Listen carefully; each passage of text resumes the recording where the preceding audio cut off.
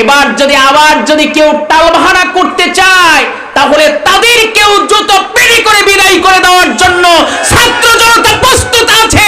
কথা বলেন ঠিক কিনা? সুতরাং টালবাহানা করো না, সোজা পথে হাঁটো। বাঁকা পথে হাঁটলে তোমার পা ভেঙে দেওয়া হবে। কথা বলেন ঠিক কিনা?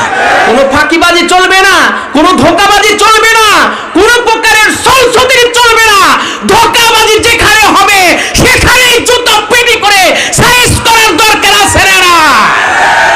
সুতরাং ধোঁকাবাজির জায়গা বাংলার জমিন নয়, ওলিয়াল্লাহদের জমিনে পদচারণে এই জমিন ধন্য হয়েছে।